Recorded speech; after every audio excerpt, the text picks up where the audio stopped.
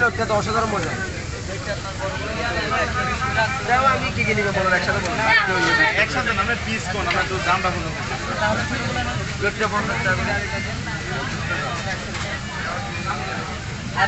টাকা আর অক্টোপাসের দাম কত? কোনটা? এটা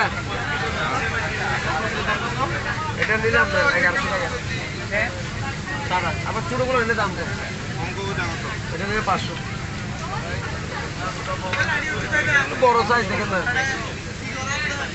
এটা কাটলে অনেকগুলো হবে সন্দেহ হচ্ছে